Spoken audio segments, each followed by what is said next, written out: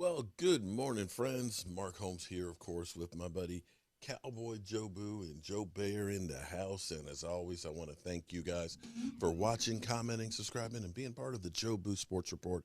Without you guys, this literally does not work. So let's get open for business here and let's wake up those football gods here. Wake up there, guys. Man, I feel for you. I feel for all the people in Texas and Oklahoma and Louisiana, through the South. Be careful out there. Be safe. I know you're not used to dealing with the snow and stuff. I know they got rolling blackouts and things. Stay warm. Stay home. Stay safe, please. I saw a couple of these tractor trailers jackknifing on the roads, man, and it just pileups everywhere. There's nothing that's worth risking your life for. I know the cars and stuff can be fixing things, but not you can't be fixed so easily. And this too shall pass. It's just crazy seeing. Last night I was doing a video, and somebody said, "Shout out from snowy El Paso." And waking up this morning, looking at the Twitter, and seeing snow on Galveston Beach. It's just unbelievable. And maybe this is, like I said, it's hell freezing over. And maybe this might be the time that Dak Prescott's contract finally gets done. Now, a couple of things this morning. Now, listen, 2020 was a disappointment, just like most of the years over the last 25 years. But I point to things like this. Stephen Jones is always talking about player acquisition. Now, you can look at the Dallas Cowboys when it comes to the draft.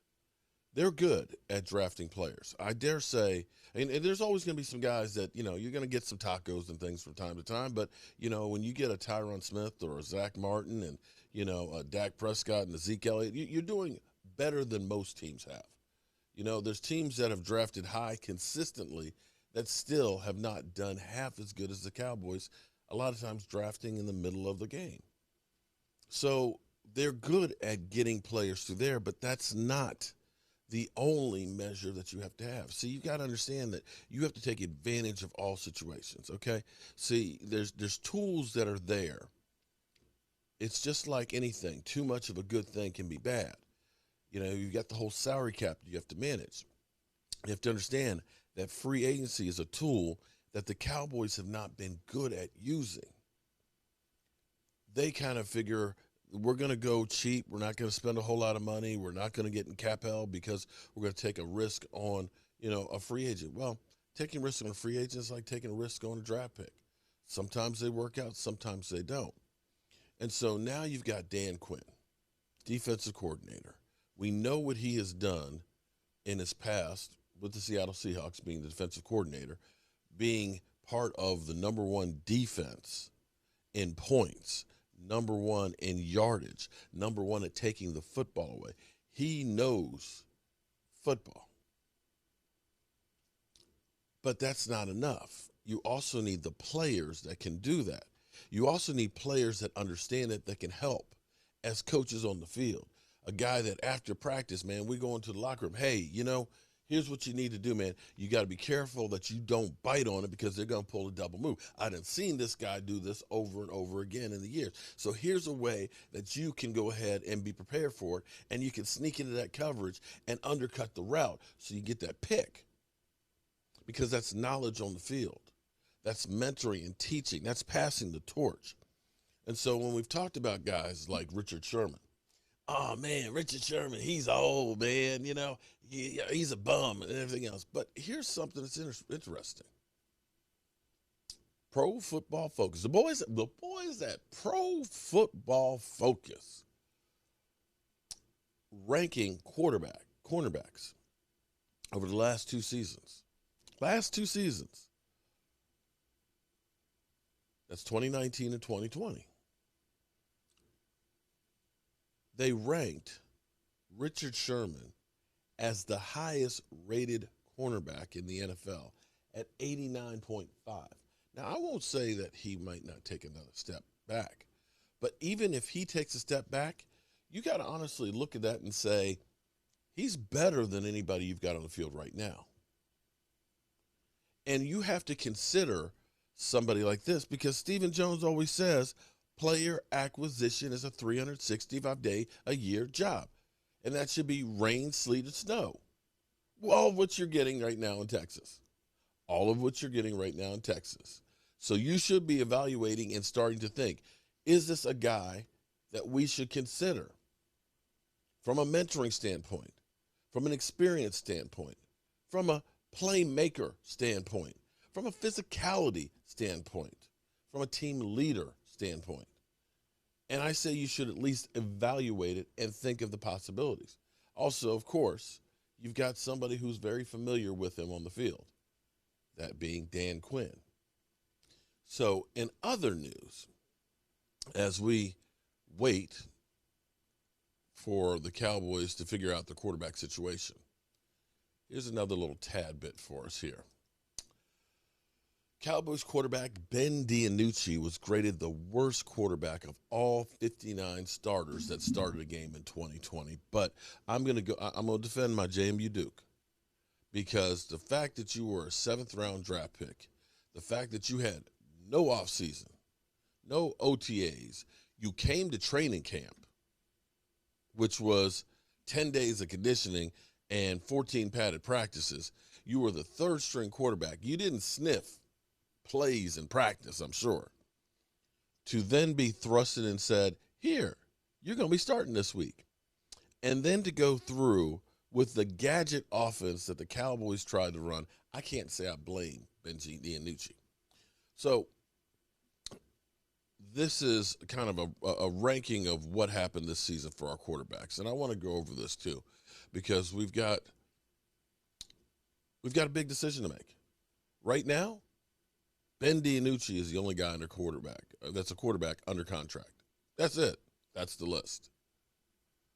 So here's what they're saying about our quarterback situation, okay? On this list in the NFL, Dak Prescott ranked 16th. And I know you guys are like, see, Dak sucks. He's just an average quarterback. This takes the whole season into totality, but let's go through. Prescott was on pace to shatter the single-season passing records before a gruesome ankle injury robbed him of a chance to make history.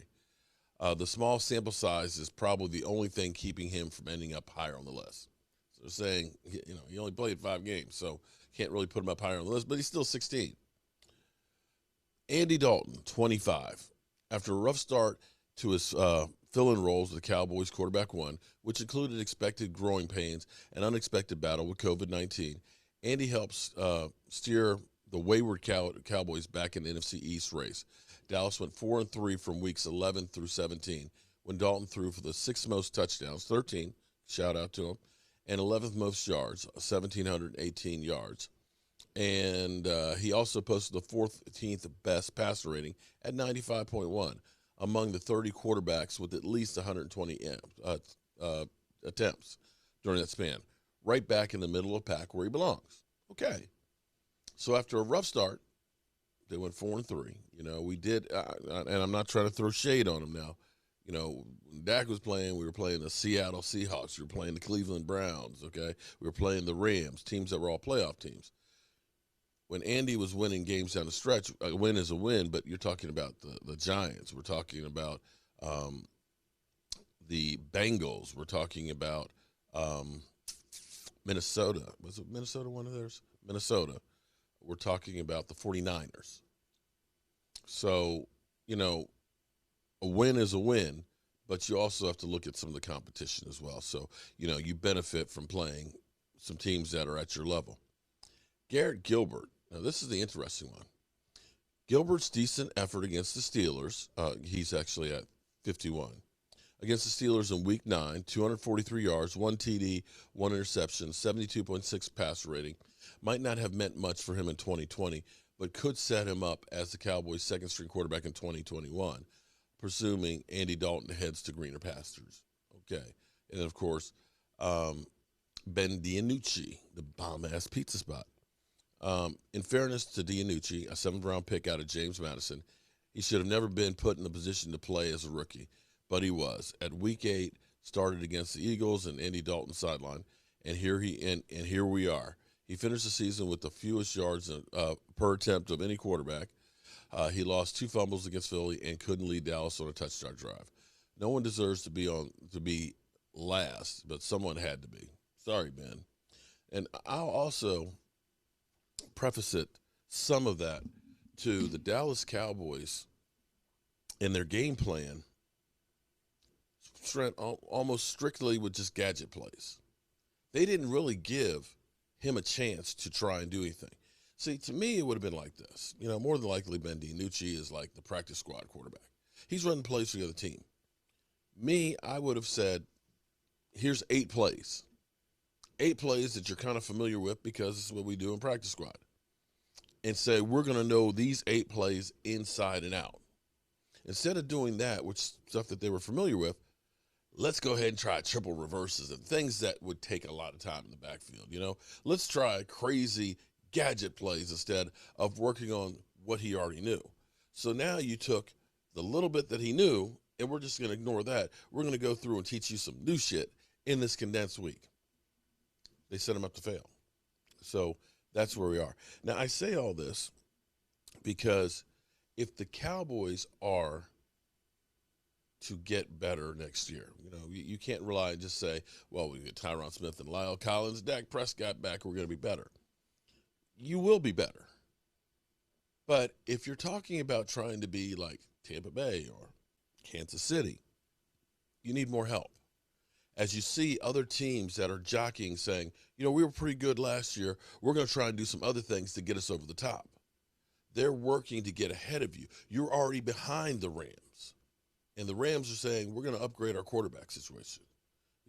And we haven't even gotten to free agency yet. You see the Eagles saying, you know what, we're going to get better by just getting rid of Carson Wentz. So we're going to do everything we can to get rid of him. And they're looking and saying, where can we save some money? Let's go ahead and get rid of Zach Ertz, see if we can trade him, package him up to Seattle or to the Colts, get something in return. But more than anything else, save us about $9 million on the cap. So that way we can bring some other people in. Other teams are working the system and understanding that free agency is a tool to get better. You can't build a team through all free agents, but if you go through and you get a couple of outstanding players, and I'm not saying that Richard Sherman is the guy or isn't the guy. There's Justin Simmons that I think would make an incredible impact on the Dallas Cowboys defense. And I think you can get him for about $14 million a year. But you also might be able to get a Richard Sherman who might want to get back together, although he doesn't like Jerry Jones too much, with Dan Quinn. And these are things that good teams do that I hope our Cowboys will dive into the deep end this year and take a look at it. All right, y'all. Hope you have a great Monday. Happy President's Day.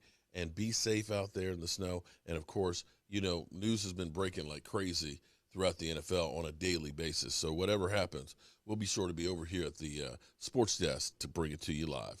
I'm Mark Holmes, and I'll see you soon.